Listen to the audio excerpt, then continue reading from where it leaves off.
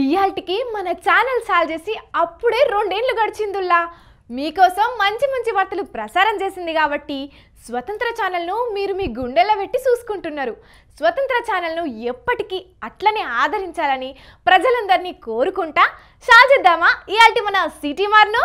చలో ఎప్పటి లెక్కనే ముందుగల హెడ్లైన్స్ చూడండి.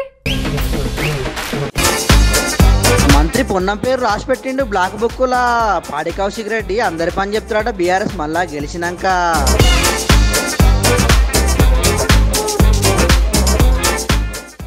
స్పీకర్ కు లెటర్ రాసిండు జగనన్న, ప్రధాన ప్రతిపక్ష హోదా ఇయ్యాలన్నట ఇగనన్న.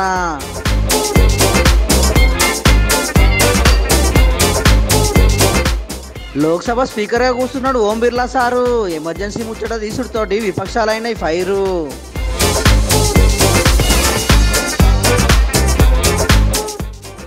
లెగ్ పీస్ కోసం కొట్టుకున్నారు లగ్గంలా. వీడియో మస్తు చక్కర్లు కొడుతున్నది సోషల్ మీడియాలా.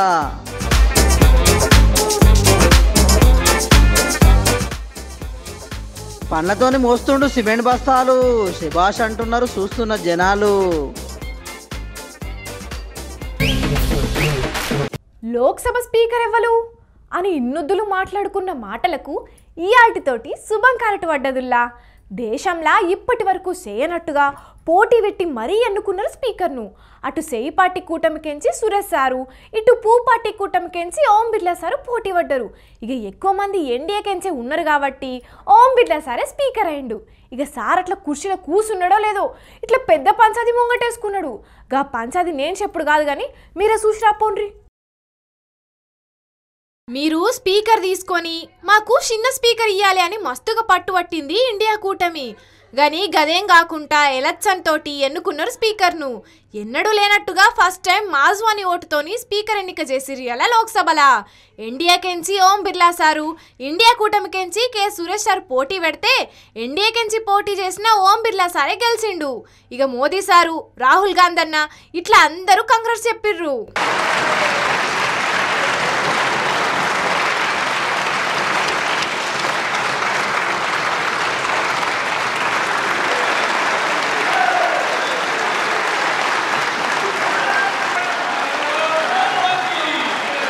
आपके चेयर है, आप संभालें प्लीज. बहुत शुक्रिया.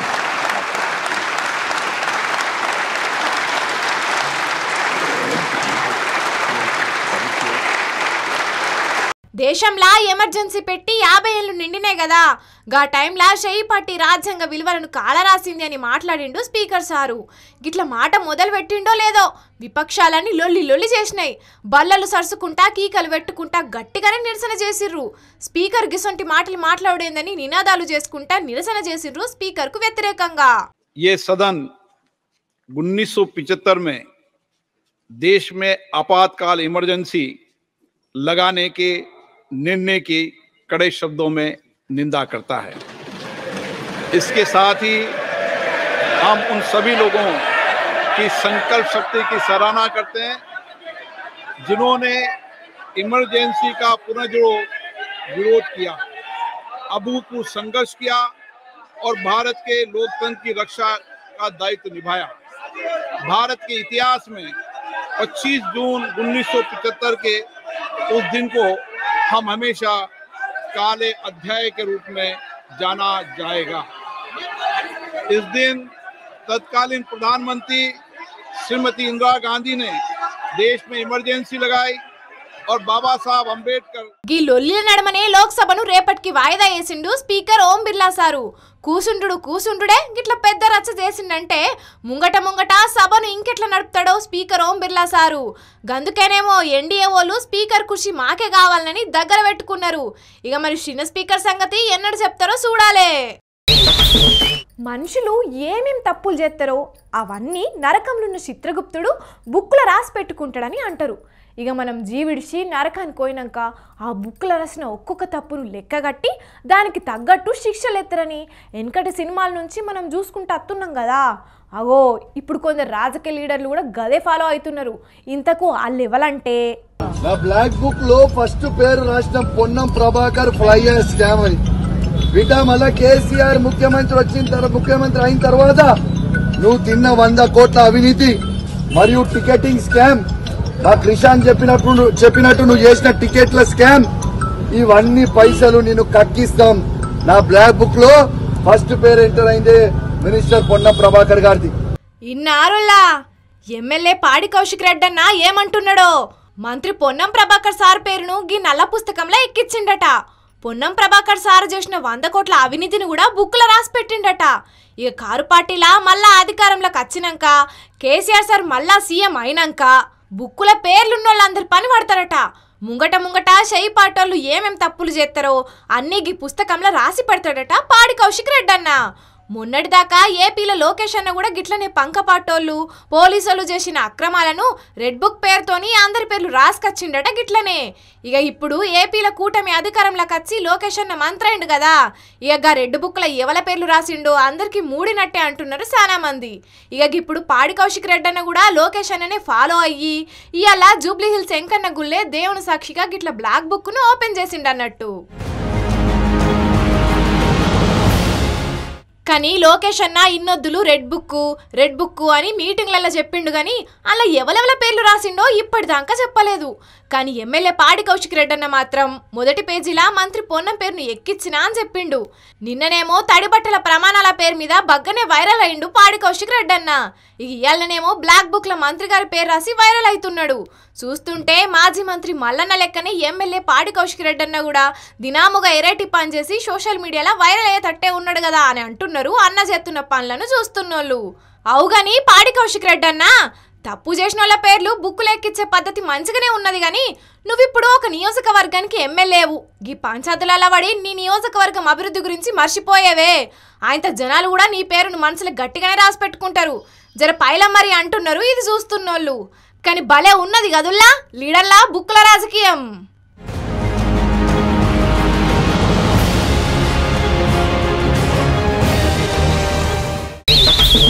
ఏపీల రాజకీయం మస్తు జోరుగా నడుస్తున్నదిలా. 164 సీట్లతోటి అసెంబ్లీలో బలంగా ఉన్నది కూటమి సర్కారు. ఇక 11 సీట్లతోటి కూర్చున్నారు పంకపార్టీ లీడర్లు. అయితే ఇప్పుడు స్పీకర్కు జగన్ అన్న ఓ డిమాండ్ చేసిండు, గది కూడా లెటర్ రాసుకుంటా. ఇప్పుడు గా లెటర్ మీదే మస్తుగా రచ్చవుతున్నది. మరి గా లెటర్ ముచ్చటేందో చూసిరా పోండ్రి.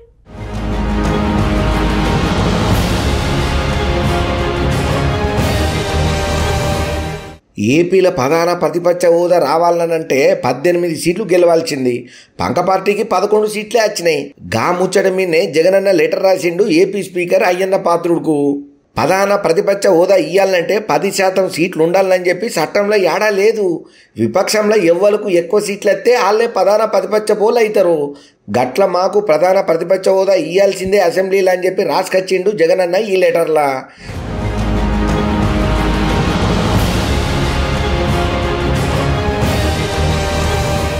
అందులో కొన్ని ఉదాహరణలు కూడా చెప్పుకొచ్చిండు.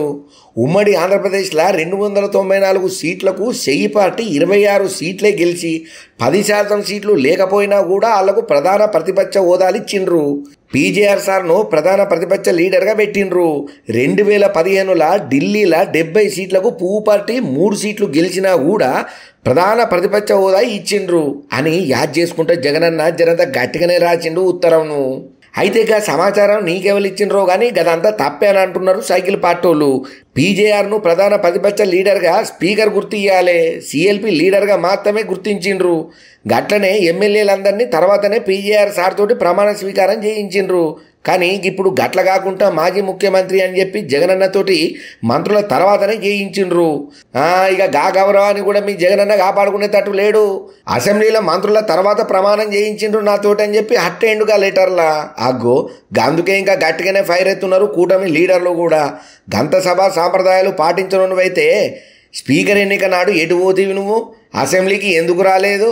ఏంది నీ కథ? ఏంది నీ కమానేచు? ఇదేమన్నా చిన్న పొరగాళ్ళల్లో ఆట అనుకుంటివా? ఇక నువ్వు కూడా సభ గురించి మాట్లాడుతున్నావా? ఎడ్డెడ్డిగా ఏం తెలుసని మాట్లాడుతున్నావు? అసెంబ్లీకి రాకుండా ఉండే నీకే ఏవేవో అడ్డమైన ప్లాన్లు వేసే నీకు ప్రధాన ప్రతిపక్ష హోదా ఇత్తనైతే ఏం చేస్తావు? అయినా కూడా ఒకటి గుర్తుపెట్టుకో జగన్, ప్రజా సమస్యల మీద నీకు మాట్లాడాలని ఉంటే ఎట్లయినా మాట్లాడు. దానికి ప్రతిపక్ష హోదా కావాలి, నాకు ఈ హోదా కావాలని అడ్డం తిరుగుడు ముచ్చట్లేందుకు? గా హోదా కావాలి, గీ హోదా కావాలని ఏముండవు. చిన్నపుల్లగాని లెక్క మాట్లాడొద్దు. ఆడపిల్లలు అలిగినట్టు గట్లాలు కూడా ఏంది, అసెంబ్లీకి రాకపోవడేంది అని చెప్పి కారెడ్డలాడుతున్నారు ఏపీ పబ్లిక్. కానీ చూడండి, వై నాట్ 175 అన్న నోటితోనే ప్రధాన ప్రతిపక్ష హోదా ఇయ్యుండ్రి ప్లీజ్ అని బదులాడుకునే పరిస్థితి వచ్చింది జగనన్నకు.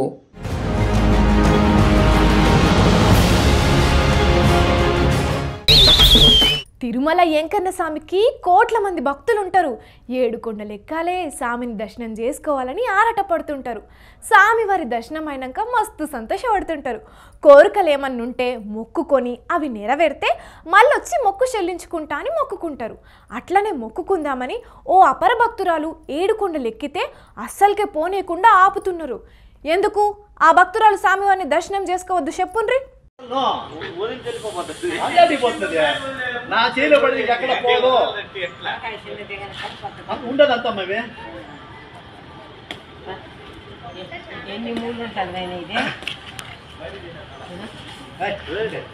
వామ్మో, పాము మామూలు పొడుగు లేదు కదా, అస్సలకే ఆగుతలేదు, ఆగమాగం చేస్తున్నది.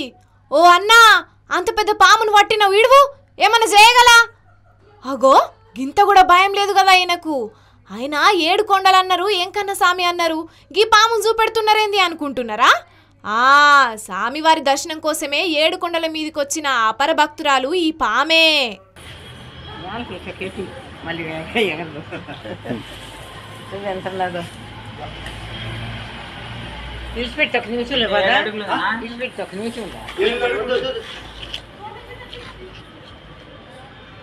నిన్నిపెట్టి పడలేదు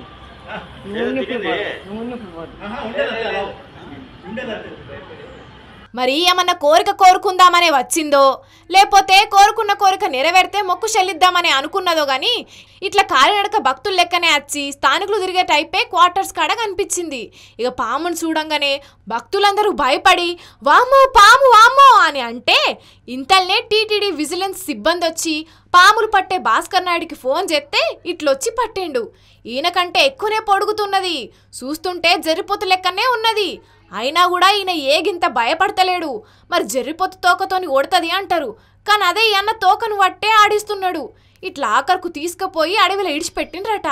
అయినా ఓ పాము, నీకు ఎంకన్న మీద భక్తుంటే ఆ అడవిలుంటే మనసులో మొక్కుకో సరేనా, అంతేగాని ఇట్లా భక్తులు ఉండే కాడికొచ్చి భయపెట్టకు. నిన్నిపెట్టి పడలేదు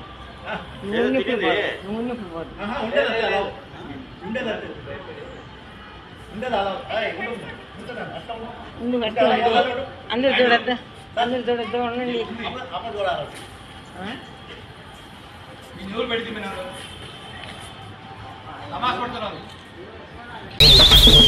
జీవితంలో ఎవరిని తక్కువ అంచనా వేయద్దు. కరెంటు తీగ ఇంతే సన్న ఉంటుంది, కానీ షాక్ కొడితే సచ్చుడే. అట్లనే గిడు తమ్ముడు చూసినందుకు మామూలుగానే ఉన్నాడు, కానీ అదే తమ్ముడు టాలెంట్ టన్నులు టన్నులు. అటువంటి ఆ టాలెంట్తోని అందరినీ వావ్ అనిపిస్తున్నాడు. ఇంతకు ఆ తమ్ముడెవలు, ఆయన ఏం చేసిండు అనుకుంటున్నారా? చూడండి, మీకే తెలుస్తుంది. दो बोरा का खेल, एक दांत में एक हाथ में, वीडियो पूरा देखें. मोटा है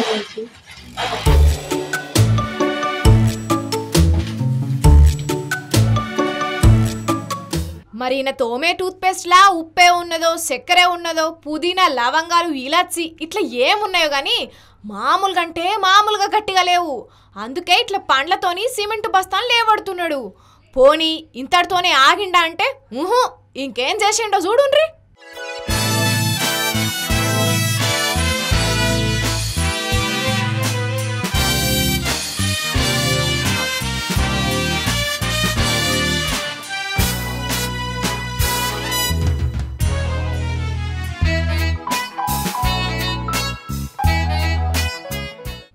వాయమ్మనే, పండ్లతోని ఓ బస్తా, ఈపు మీద ఇంకో బస్తానేసుకొని హల్కగా మోసుకొని పోతున్నాడు. ఈ తమ్ముడు మామూలు తమ్ముడు కాదు పో, మరి రోజు జిమ్మే చేస్తాడో లేదంటే ఈయన చేసే పనులే ఈయనకు జిమ్ము లెక్కన పని చేస్తాయో తెలియదు కానీ ఇట్లా గోదాంల నుంచి 2 సిమెంటు బస్తాలను సింపుల్గా బయటికి తీసుకుపోయిండు. కానీ అదే కొందరు ఒక్కటి కూడా మోయలేరు. మోసినా అమ్మా అయ్యా అనుకుంటా లీటర్ల కొద్దీ చెమటలు కక్కుతుంటారు. కానీ అదే ఈ తమ్ముడు బ్రో మస్తు సింపుల్గా ఎత్తుకుపోయిండు. అందుకే ఈయన టాలెంట్ చూసిన నెటిజన్లు తమ్ముడు గ్రేట్ బ్రో అంటున్నారు. అంతే కదా మరి, తమ్ముని పట్టుదల కలిపిన సిమెంట్ కంటే గట్టిది ఉన్నట్టున్నది. అందుకే ఇంత బలంగా ఉన్నాడో. మరి తమ్ముడు రోజు ఏం తింటాడో అడిగి తెలుసుకోవాలి. दो बोरा का खेल, एक दांत में एक हाथ में। वीडियो पूरा देखें। वो मोटा है देखिए।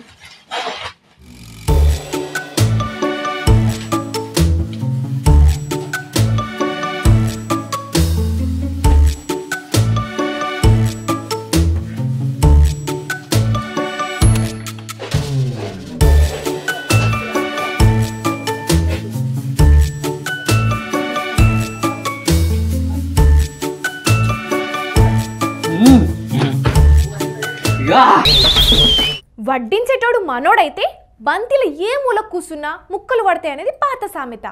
ఇవాళ రేపు గట్లున్న దానుల పరిస్థితి.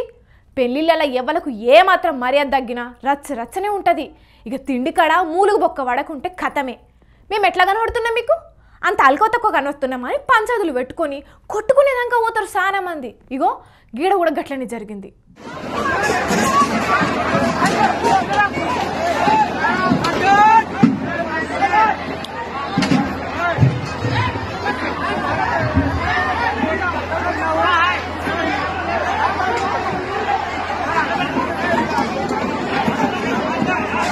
ఓ పక్క తినేటోళ్ళు తింటూనే ఉన్నారు, ఇంకో పక్క కొట్టుకునేటోళ్ళు కొట్టుకుంటూనే ఉన్నారు.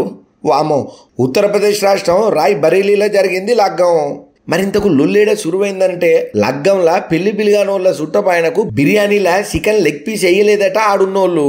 ఇక గిదేనా మీ మర్యాద, గిదేనా మీ మాట తీరు? చుట్టాల్లో నడుచుకునే పద్ధతి ఇదేనా? మీకు సిగ్గు చరం మానం మర్యాద లజ్జ ఏమన్నా ఉన్నాయా? Slowly, ahista.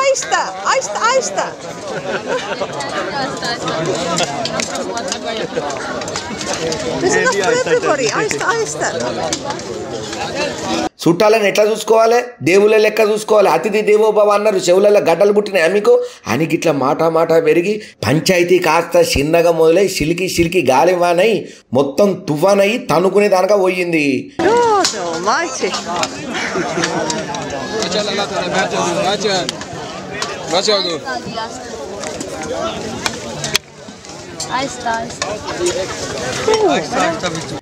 పిల్లగాని తరపు చుట్టాలు అందరూ ఒకరినొకరు గుద్దుకుంటా, ఒకరినొకరు దన్నుకుంటా, ఒకళ్ళ మీద ఒకరు కుర్చీలు ఎత్తేసుకుంటా మరీ కొట్టుకున్నారట. ఆగో మీరే చూడండి ఎట్లా కొట్టుకుంటున్నారో. అమ్మతోడు ఆగుండ్రే ఓ అన్న.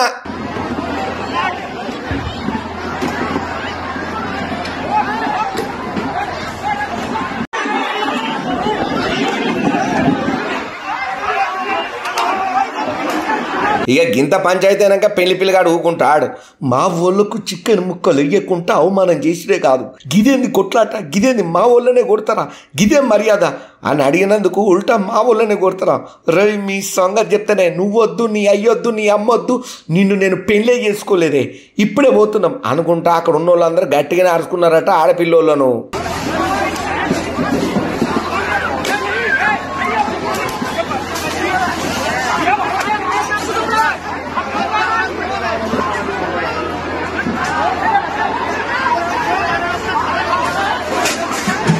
షీ మీ పిల్లొద్దు, మీ మర్యాద వద్దు అనుకుంటా పిల్లగాడు అట్టయ్యి ఆడికెళ్ళి వెళ్ళిపోతుంటే ఇక పెద్ద మనుషులు పెళ్లి పిల్లగానికి బుద్ధరిచ్చి అందరికి నచ్చ చెప్పి లగ్గం చేసిండ్రట. శివారికి ఇక అటెనక ఉన్నది తిని ఎక్కడోళ్ళు అక్కడ పోయిండ్రట. ఇక ఈ వీడియో కాస్త సోషల్ మీడియాలో బాగా వైరల్ అయ్యే వరకు పెళ్లిళ్ళనే అత్తగారి మర్యాదలు గీ తీరుగున్నాయనంటే ఇంకా ముంగట నీ పని గోవిందరో నాయన, ఎట్లుంటావో ఏందో పిల్లగా పైలం.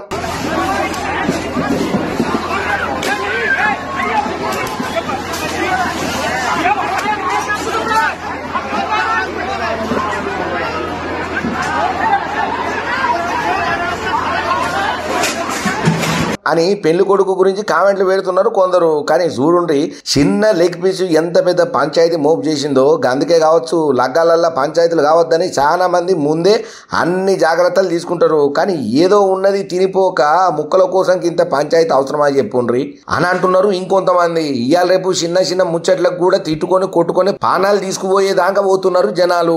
ఏం చేస్తాం, ఇవాళ రేపు మనుషుల మనస్తత్వాలు అట్లున్నది. ఎవరికి కూడా ఇంత ఓపిక లేకుండా అవుతున్నది. పోను పోను రాను మరీ అధ్వానంగా.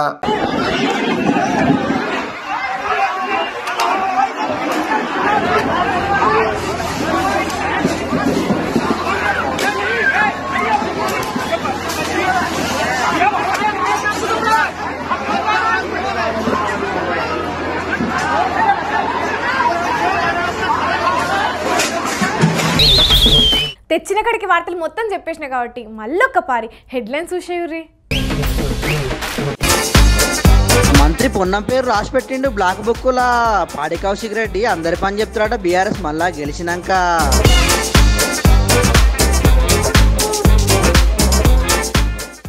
స్పీకర్కు లెటర్ రాసిండు జగనన్న. ప్రధాన ప్రతిపక్ష హోదా ఇయ్యాలన్నట ఇగనన్న.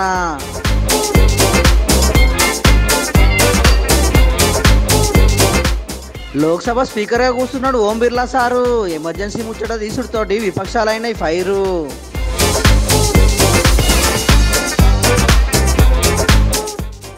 లెగ్ పీస్ కోసం కొట్టుకున్నారు లగ్గంలా. వీడియో మస్తు చక్కర్లు కొడుతున్నది సోషల్ మీడియాలా.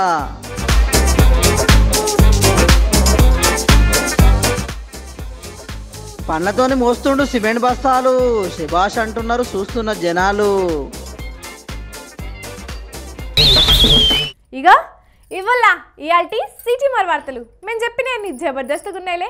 ఇంకెన్ని మంచి మంచి ముచ్చట్లతోని మళ్ళా కలుద్దాం. అప్పటిదాకా చూస్తూనే ఉండుండ్రి మన స్వతంత్ర టీవీ. ఉంటామల్లా.